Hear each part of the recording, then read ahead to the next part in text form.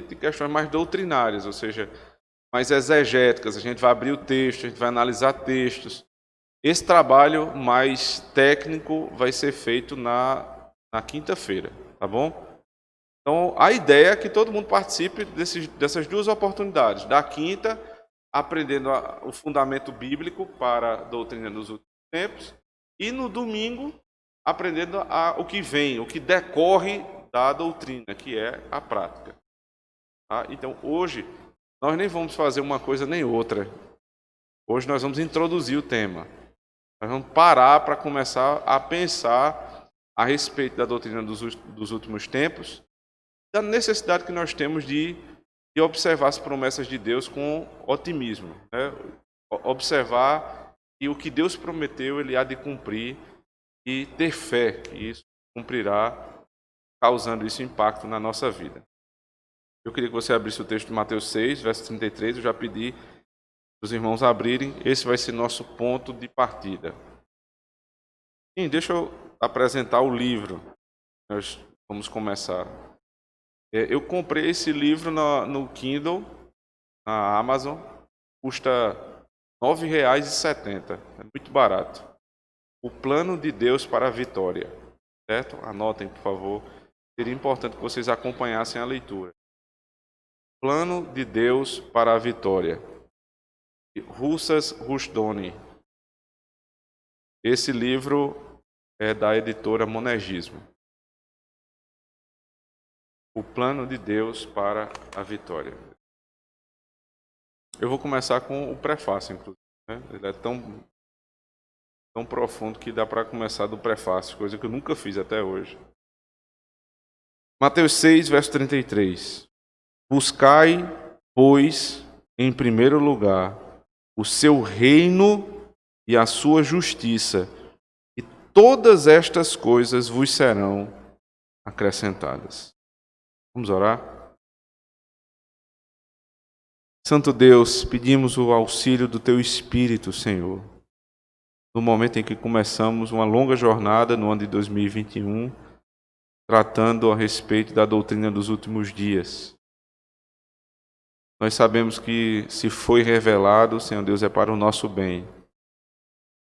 E esperamos, Senhor Deus, que o clima no nosso meio não seja um clima de intenso debate para provar o nosso ponto, mas que seja uma busca verdadeira, Senhor Deus, por aquilo que foi dito pelo Senhor e escrito pelos profetas, a fim de que isso traga mudança na nossa vida. Como todas as outras doutrinas, Senhor Deus, elas devem redundar em glória para o Senhor, no benefício para o Teu povo. Pedimos isso no nome do Senhor Jesus Cristo. Amém. Existem pessoas que naturalmente elas são mais pessimistas com cada problema que acontece na vida. Elas passam por situações que são comuns, cotidianas. Quando você se aproxima dela, ela sempre está com aquela palavra negativa. Ela sempre tem uma palavra negativa e um diagnóstico que aquilo ali vai piorar e não há muita esperança. Existem pessoas que são mais tendenciosas a ser mais tranquilas e sempre elas estão dizendo, vai dar certo, isso vai melhorar, as coisas estão ruins e nós cremos que vai melhorar. Em si, nem uma coisa nem outra está certa. Porque se eu sou otimista sem ter o fundamento correto, eu sou um sonhador. E se eu sou um pessimista sem ter compreensão da real situação, eu sou uma pessoa que vive de uma maneira irreal, ou seja, eu estou colocando mais peso na minha vida onde não tem. O que é que deve governar nosso pessimismo ou nosso otimismo? Isso precisa ter um fundamento. E o fundamento precisa ser a palavra de Deus. Se nós dizemos que a nossa vida, ela é regrada pela palavra de Deus, com aquela expressão muito conhecida, a Bíblia é a nossa única regra de fé e prática, Deus precisa governar também minha escatologia, a forma como eu espero que as coisas aconteçam. Não é uma característica do homem ser otimista ou pessimista. Isso precisa estar fundamentado na palavra de Deus. O autor diz assim: escatologia é a doutrina das últimas coisas.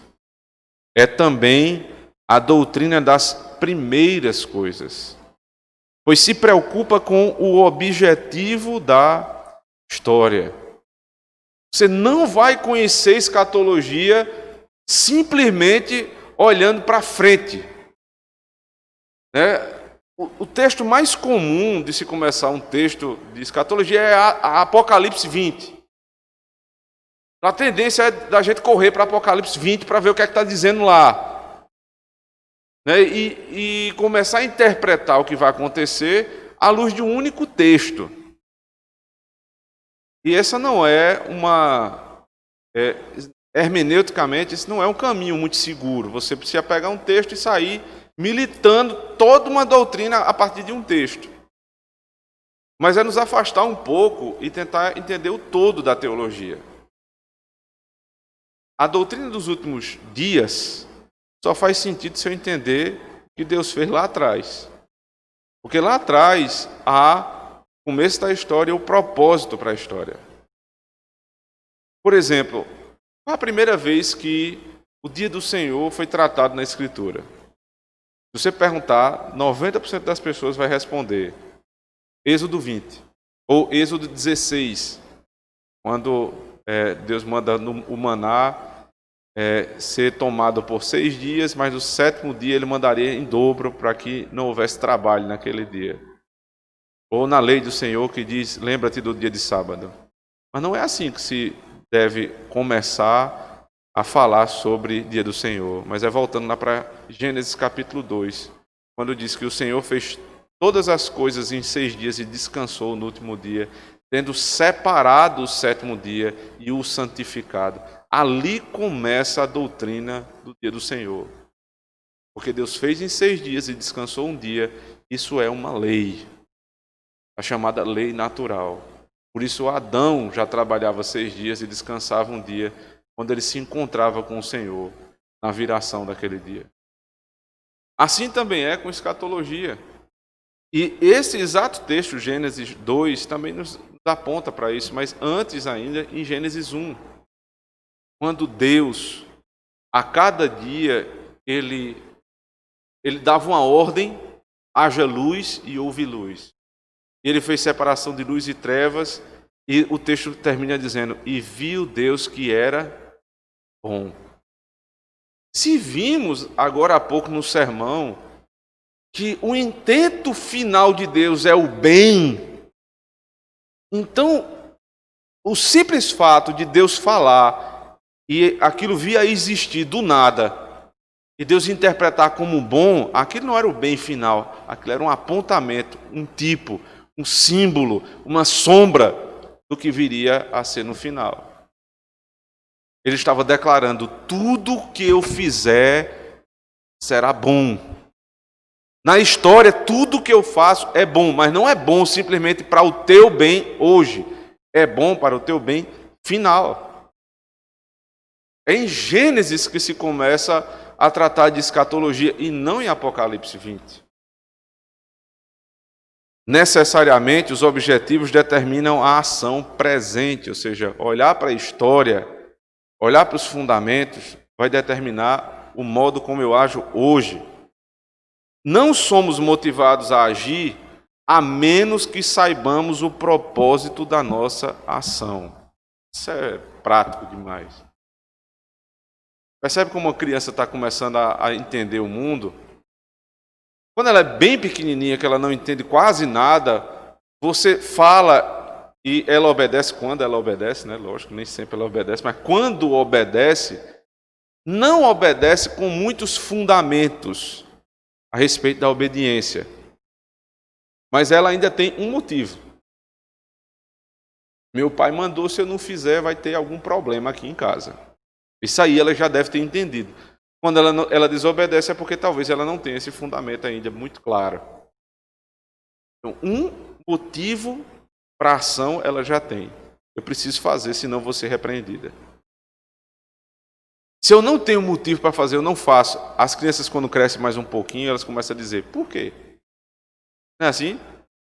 Você diz, vá pegar tal coisa. Ela, mas por quê, papai? Por quê, mamãe? Porque elas querem ter um outro motivo para fazer, os porquês da história.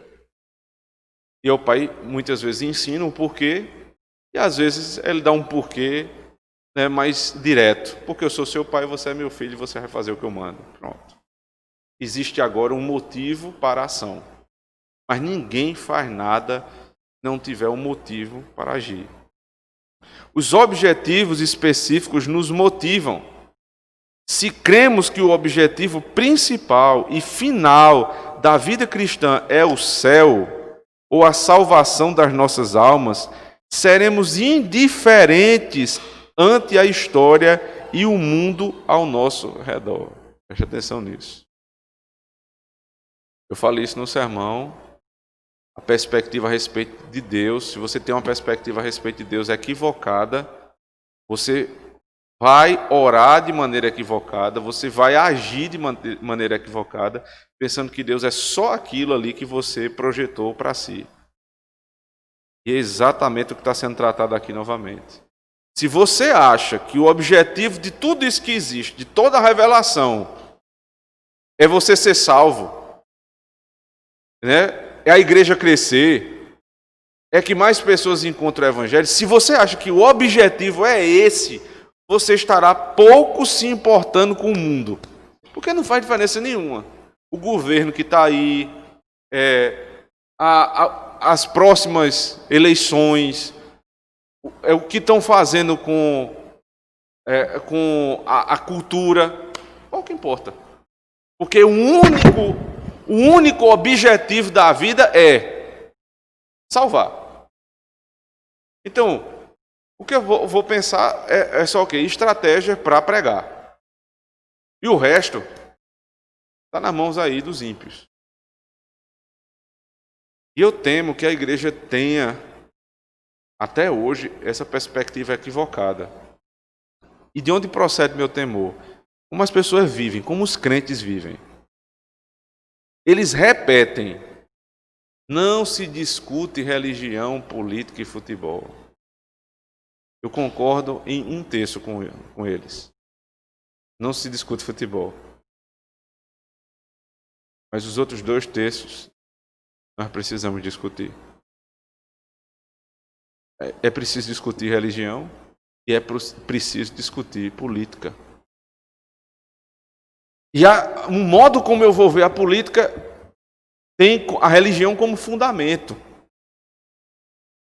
O modo como eu vou ver a economia, o modo como eu vou ver um sistema de governo, precisa proceder do fundamento que é a palavra do Senhor.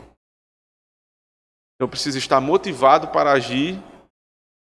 Eu não vou encontrar essa motivação em Apocalipse 20, mas desde o começo da Escritura. E eu preciso entender que tudo que está acontecendo não tem como objetivo me salvar e salvar os demais crentes do mundo, não. O objetivo de tudo que está acontecendo é a glória de Deus. Por isso, Mateus 6,33, primeiro lugar o reino de Deus. O primeiro lugar não é a sua salvação, o primeiro lugar não é a tua família, o primeiro lugar não é a evangelização, não é isso. Primeiro lugar, o reino de Deus e a sua justiça. Tudo isso são demais coisas. Salvação é importante, e muito. Mas se não for para a glória de Deus... Vocês se lembram, irmãos, de um texto lá de Êxodo, quando o povo tinha pecado, fazendo bezerro de ouro, Deus restaurou a aliança por meio de Moisés, e o povo novamente teve condições de estar com o Senhor. Mas nesse processo, Deus chega para Moisés e diz assim: veja só, Moisés, o que esse povo quer não é a terra da promessa? Então vamos fazer um acordo. Vocês vão entrar na terra da promessa, eu vou dar. tudo que eu disse a vocês, que foi inclusive repetido lá em Deuteronômio 8, eu vou dar tudo a vocês. Não é o que vocês querem? Eu vou dar prosperidade, eu vou dar saúde, eu vou dar emprego, eu vou dar uma terra boa. Tem problema. Agora só tem uma condição. Eu não estarei lá. Sabe o que é isso? É salvação sem Deus. Ou salvação que não gera a glória de Deus. Deus não tem prazer em estar lá. Moisés aceitou? Moisés disse, não, Senhor. Se o que nos distingue de todos os povos é a tua presença, o que é a terra da promessa sem Deus? O que é o céu sem Deus? O deserto, na presença de Deus, é o céu. E o céu sem Deus é o inferno. Você quer ver uma pessoa vivendo no inferno? Ela está agora na sua mansão, à beira da piscina, tomando uísque 12 anos, comendo lagosta, esperando o dia que vai para o inferno. O inferno real. Mas aquilo ali já é o inferno dele. Ele tem tudo, mas não é para a glória de Deus. Já o crente que paga aluguel, às vezes atrasado porque não consegue pagar em dia, e que tem uma feira bem reduzida e que agora está na casa do Senhor, ouvindo a palavra do Senhor. Ele olha e diz, isso aqui é o céu. O que é que está me faltando aqui? Tudo está sendo me dado, todas as bênçãos do céu estão à nossa disposição. Aqui é o céu. Então não começamos por Apocalipse 20. Nós começamos pelas promessas desde a criação. Em primeiro lugar, reino de Deus, a glória de Deus. Disse Deus, haja luz, houve luz. Que glória há nessa luz? Porque foi Deus que fez. Houve separação de luz e trevas. E disse Deus, é muito bom. Ou seja, eu estou sendo glorificado porque o que eu disse aconteceu. E o que eu fiz é bom. Comece a estudar a escatologia dessa forma. Aonde eu encontro mais a glória de Deus. E onde mais o homem é deixado em segundo plano. Nossa salvação pessoal não é o foco e objetivo do Evangelho, mas simplesmente o ponto de partida. Por quê? Porque a revelação toda fala da história da redenção. Então, muita gente se confunde por isso, porque a Bíblia fala de salvação de uma ponta a outra. Aí alguém chega e diz assim, está vendo? Tudo que a Bíblia fala é para salvação, ou seja, o fim é a salvação. Só que o fim não é a salvação. O fim não é a salvação. A história da redenção só tem sentido se for observada à luz da glória de Deus. A criação para a glória de Deus, a queda vai redundar em glória para Deus, a redenção é para a glória de Deus e a consumação é para a glória de Deus. É o ponto de partida, não é o ponto de chegada. O objetivo é o reino de Deus, seu propósito para a humanidade e o mundo. A essência da queda do homem foi sua vontade de ser o próprio Deus, sua própria fonte de lei e moralidade. Ou seja, o que é que o homem queria no Éden? Qual foi a promessa que moveu a ação do homem? Porque se nós somos movidos por propósitos, Adão foi movido por um propósito para pecar. Satanás disse assim, se você comer do fruto, você vai ser igual a Deus. Pode acabar com essa história de lei. Você vai ser lei para você mesmo. Não tem essa história de 10 mandamentos. comer, não comer do fruto. Se você comer, você vai ser igual a ele. O que é que promete a redenção, a história da salvação? Nós vamos ser iguais a Deus. Mas nunca em poder.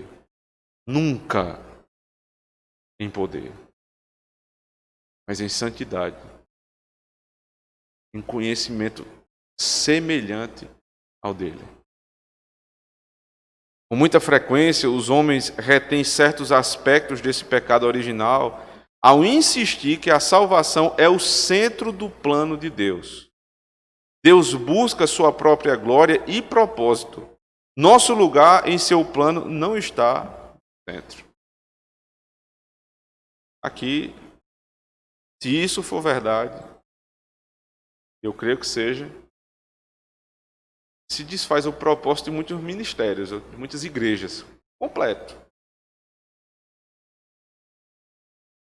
Porque a igreja fulano de tal missionária, a igreja não sei o que lá da evangelização, a igreja vai buscar todos os povos. Entenda, eu não estou diminuindo essas coisas. A gente está só tentando colocá-las no seu devido lugar.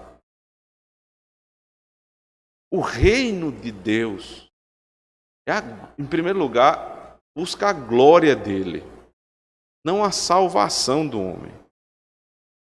Dessa forma, é uma séria deformação, primeiro, se fazemos da nossa salvação pessoal o centro do plano e propósito de Deus. É arrogância humana, em clara divergência da palavra de Deus, ver a si mesmo como mais importante no plano de Deus que o próprio Deus. Tal visão é o eco do pecado original do homem, como foi citado aqui em Gênesis 3:5. Em segundo lugar, é um erro também fazer da igreja o centro do plano de Deus e propósito de Deus. Tal visão é agostiniana, mas errada. Agostinho é alguém que nós admiramos, pai da igreja, mas ele estava errado em muita coisa, especialmente sobre a eclesiologia. Leia Agostinho e veja como ele estava equivocado. Com boa parte da eclesiologia da igreja romana, parte de Agostinho, para não dizer tudo. Agostinho, pai de muita coisa boa e de muita coisa ruim na história da igreja, perdeu a esperança com a vitória do mundo e, portanto, viu na igreja a única possibilidade da vitória. Isso levou a uma doutrina muito significativa da igreja, tanto em Roma como no protestantismo. Se nossa esperança para o futuro do homem e a obra de Cristo está somente na igreja, então enfatizaremos a igreja como a única esperança do homem. A igreja não é a única esperança do homem. A igreja é um meio de Deus para conhecermos cada vez mais a maior esperança do homem, que é o Deus da igreja, não a igreja como nossa esperança.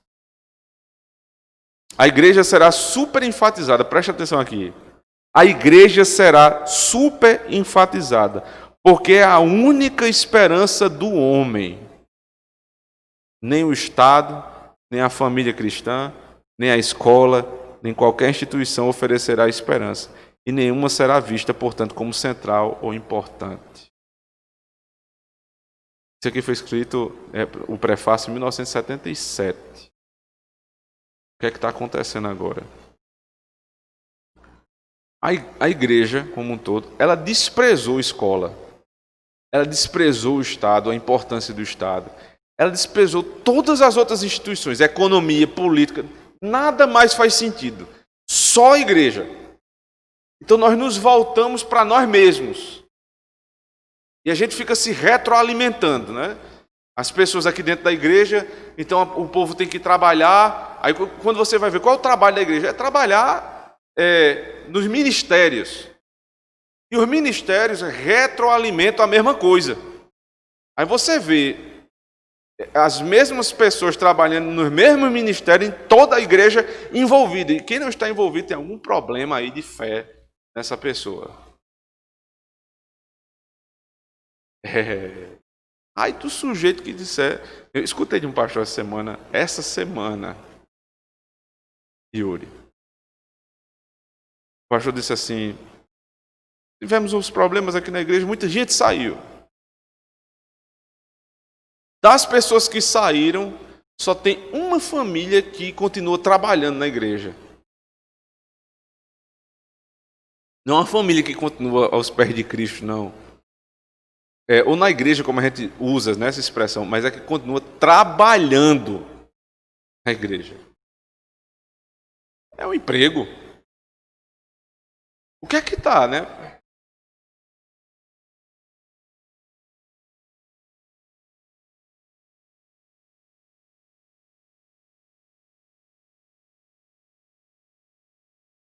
É tão sacramental a missão integral para determinadas denominações, Yuri, que os seus seminários são voltados, eu preciso dizer isso a vocês, né?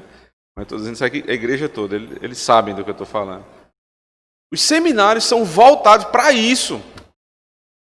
O aluno não se forma se ele não apresentar projetos de trabalho na área social. Ele precisa fazer. Então, o aluno não se forma porque aprendeu a ser um pastor, porque seminário, até onde se conhece, é formação de pastor, de teólogo para a igreja. Mas quando você inverte a coisa, ou distorce a coisa, passa a ser um fim em si mesmo. A ação social, que é em decorrência do evangelho, passa a ser a finalidade nela própria. Tudo funciona em decorrência da missão integral, que nada mais é do que socialismo dentro da igreja. Enquanto isso, ninguém está nem aí para o vereador que foi eleito agora nas últimas eleições. Ninguém está nem aí. Por quê? A vida toda só tem um centro, é a igreja. Meu Deus do céu, a igreja não é o centro de todas as coisas. Deus é o centro de todas as coisas. A igreja não. A igreja é a igreja de Deus. Não é o próprio Deus. Então eu me preocupo com a igreja, eu me preocupo com o governo, eu me preocupo com a cultura. Eu tenho que me preocupar com tudo. É o mundo de Deus. Não é a igreja que é só de Deus, não. O presidente, não estou falando este presidente, a instituição presidência da República é de Deus. Ele não disse que foi Deus que colocou? Como é que eu não vou me preocupar com uma coisa que a Bíblia diz que é de Deus? Então, se nós entrarmos nesse tipo de pensamento, o que foi que aconteceu? Lá atrás, você tinha uma igreja, você tinha uma escola. De lado da igreja, escola. Quantas escolas de igrejas nós temos aqui em Campinas? Vamos contar? Lourdinas. Liberdade? Sim, tem uma da Adventista, é na Liberdade. Qual? Cássio Diva, mas não é da igreja, não.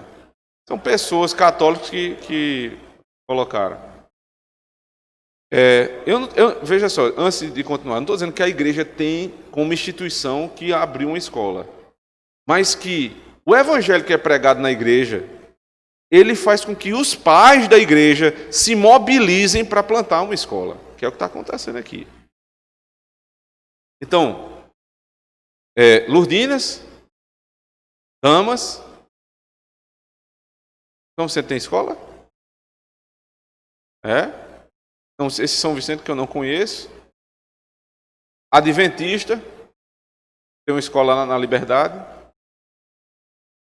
Deve ter aí uma escolinha ou outra, a gente não conhece. No mundo, né, como uma cidade que tem quase 500 mil habitantes, a gente conta nos dedos de uma mão as escolas assim proeminentes que têm alguma ligação com o povo de igreja. O que é isso? É fruto de quê? É a visão que esse povo tem de igreja. A igreja é um fim em si mesmo. Se eu vou para a igreja, o resto eu faço. Então eu vivo uma dicotomia. Eu voto num candidato socialista, comunista, que é anticristão, que defende aborto, e ao mesmo tempo eu vou para a igreja no domingo. Porque o evangelho que é pregado lá no domingo não confronta a política, não confronta a economia, meu modo de pensar em economia, não confronta o meu modo de pensar em escola. É por isso que as pessoas continuam com seus filhos nessas escolas e nunca se mobilizaram para fazer nada.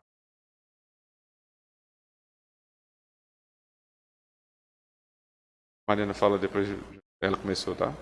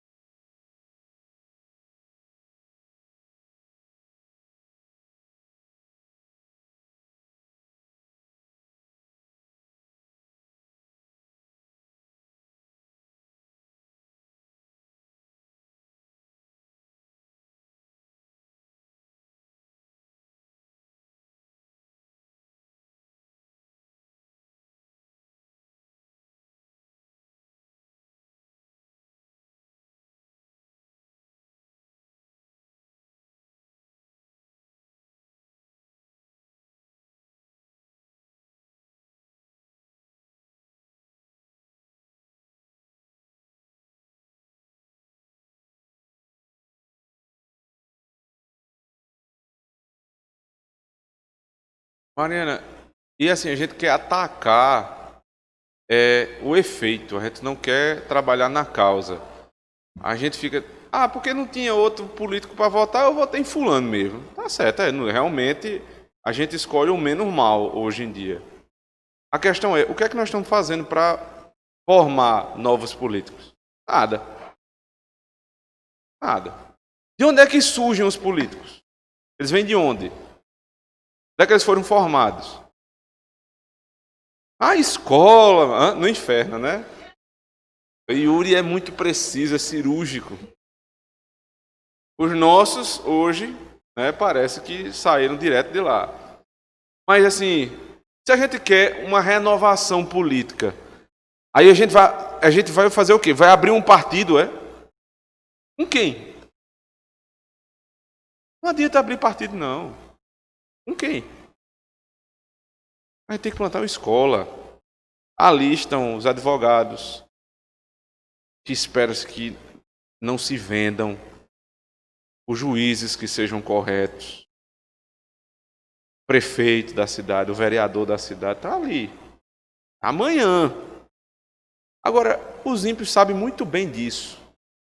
Não é à toa que eles tomaram conta das escolas, né?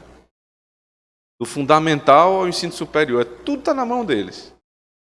E a igreja fez o quê? A gente está preocupado com a escola bíblica dominical, que é uma preocupação, né? E tem sua importância. Mas a escola bíblica dominical, meu querido, é uma vez por semana, 1 hora. Geralmente o conteúdo não é lá essas coisas. Agora, lá não. Lá, 5 dias por semana, 5 horas, 4, 5 horas por dia. E agora estão achando pouco, ensino integral, manhã e tarde.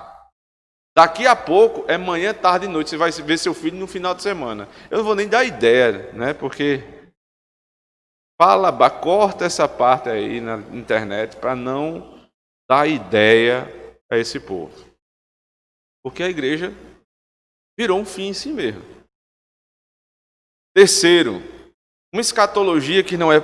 Sim, Juliana ia falar. Perdão, Juliana. Coitada, faz meia hora que está com o dedo levantado.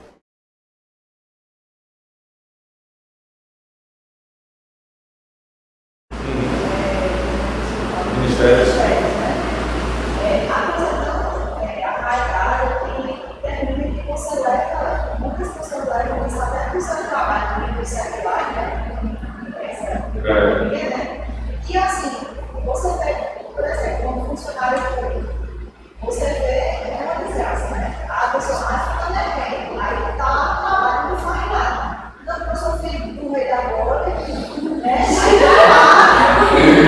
Tem vida de princesa, literalmente, não faz nada.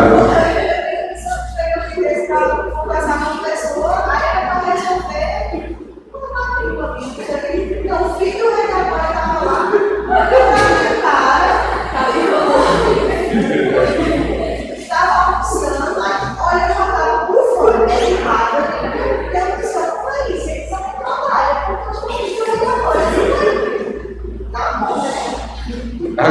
mas o salário sou eu, né? Veja assim, porque esses tipos Você de vai para o imposto,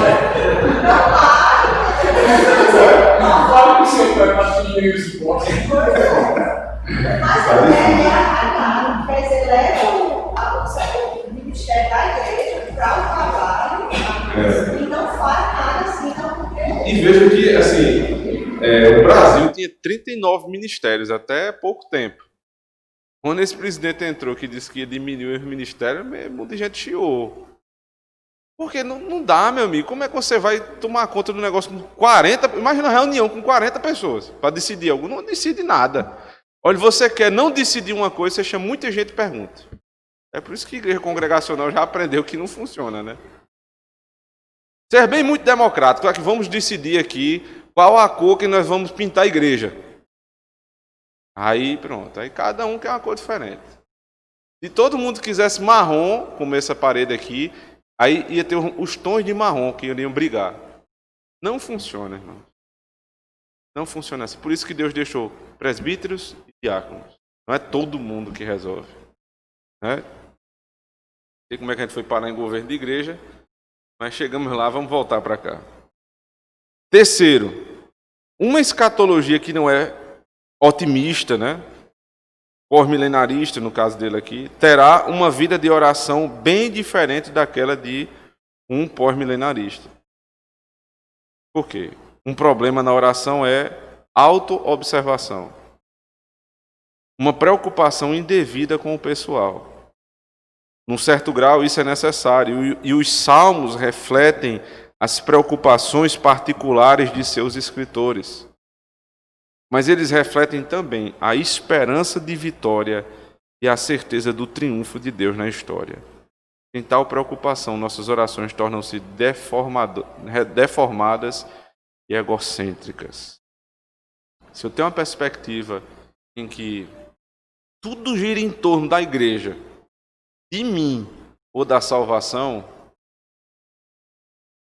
a minha oração, ela, assim como a minha vida não quer saber do estado, da cultura e da escola, minha oração também não quer saber da vida de Yuri. Porque tudo gira em torno de mim, como pessoa. Tudo que os crentes querem hoje, falando no sentido geral, é ir para uma igreja que eles dizem assim, rapaz, eu queria ir para uma igreja que eu pudesse entrar e sair, ninguém nem falar comigo. Ah, então isso não é igreja, então assiste na internet, né? Não é igreja. Deixando claro que quem está na internet não está na igreja. Há uma necessidade presencial e termos comunhão. Que é difícil mesmo. Eu preciso lembrar só a vocês, porque vocês já sabem. Congregar é muito difícil. É muito difícil. Você vai ter que lidar com muitas questões aqui na igreja. Muitas pessoas diferentes. Mas é preciso congregar. Para que eu aprenda, e é nisso aqui que Deus está me moldando. E aprenda a ter perspectiva de bênção, não só para mim, mas para a vida de Yuri, para a vida de Larissa, para a vida de Rayane, para a vida de Felipe.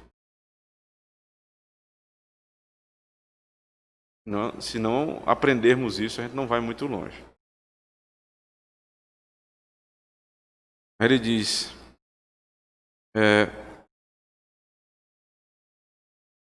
há alguns anos editei os escritos teológicos de Marcellus Kik e publiquei-os sob o título de Escatologia da Vitória. Talvez o melhor título que já dei a um livro. O título declara o caso. O otimismo, o pós-milenarismo é a escatologia de vitória. Essa foi a razão para o sucesso amplo de Deus para a vitória. Deixa eu só explicar uma coisa a vocês. Ele está citando muito a posição dele escatológica no princípio, mas porque aqui ainda é o prefácio do texto, não é o texto em si.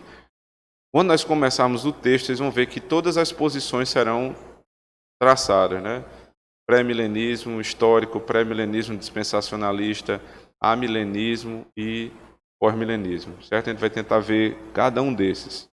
Mas como a gente está no prefácio ainda, ele está dando a sua própria posição. Muitas pessoas com outras visões rapidamente abraçaram o pós-milenarismo. Por quê? Lendo esse livro.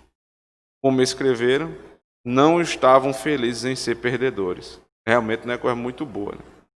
A noção de derrota não combina com a tese de um Deus onipotente e um Cristo conquistador. Para mim, é outra vantagem, e muito pessoal no pós-milenismo. Ele considera seriamente, na totalidade do seu significado, a verdade de Romanos 8, 28. Sabemos que todas as coisas contribuem juntamente para o bem daqueles que amam a Deus, daqueles que são chamados segundo o seu propósito. Meu trabalho não tem sido poupado por vezes de ataques tristes e desonestos. Quem conhece um pouco do trabalho de Russell Rushnoni, já há muito tempo, e hoje agora com o filho dele, né, que ficou à frente do trabalho da Chalcedon, a Fundação Chalcedon, eles sofrem muito preconceito dentro da própria igreja nos Estados Unidos. Estar no ciclo dos vencedores faz uma grande diferença, tanto ao enfrentar quanto ao ignorar essas coisas, porque o resultado final é tão claro. A história do mundo como pessoal, a história tanto do mundo como pessoal, é uma história de sucesso magnificente de acordo com a Bíblia. Dessa forma, podemos ser pacientes ante a raiva dos ignorantes e perdedores. Nós vamos ter um pouco de paciência em tudo isso, irmãos. Para tentar observar na Bíblia de onde se tira o fundamento da alegria do cristão.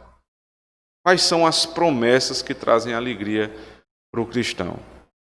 Nós já vimos que não podem estar fundamentadas nem nas promessas para mim mesmo, como pessoa, nem nas promessas simplesmente para a igreja, como instituição, nem para a salvação do homem, na salvação do homem. A alegria dos crentes e o nosso otimismo com o futuro só vem de uma coisa: das promessas em que Deus será glorificado e o seu reino estabelecido na terra. Todo o nosso trabalho a partir de agora, que é duro, e eu sei que será duro por um motivo óbvio. Todo mundo aqui já tem sua própria posição escatológica. Uns estão mais conscientes, outros menos conscientes disso. Então, a gente não está trabalhando aqui com pessoas que não sabem nada a respeito. Você já tem suas próprias concepções. E o nosso trabalho é analisar à luz da Escritura o que é que a Bíblia fala a respeito dos últimos tempos. E eu espero muito que os irmãos venham para cá nos próximos domingos com o coração aberto, com suas convicções sobre um tema que ainda não foi tratado com tanta clareza na nossa igreja, mas dispostos a aprender com a Escritura, né, e serem convencidos com a Bíblia sobre como nós devemos ver os últimos dias. E os últimos tempos serão de uma grande tribulação para a igreja, de derrota e prejuízo até que de um dia para a noite tudo mude, ou se é possível ainda que a igreja saia expandindo o reino até que faça tanta diferença no mundo que a gente comece a perceber que o reino de Deus está sendo implantado no mundo a olhos vistos, até que o Senhor, o Rei, venha e assuma o seu trono. Esse é o nosso trabalho esse ano, irmãos. Eu espero que Deus nos abençoe nesse processo. Amém. Vamos orar? Pedir ao nosso irmão Ricardo, por favor, eleve sua voz em oração.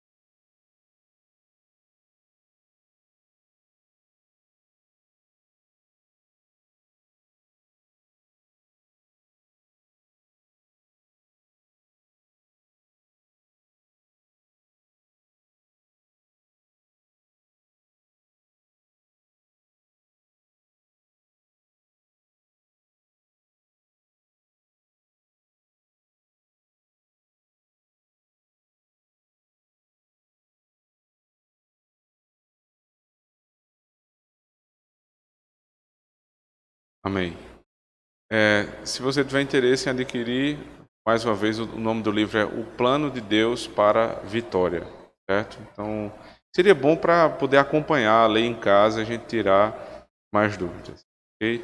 Deus os abençoe e até a noite.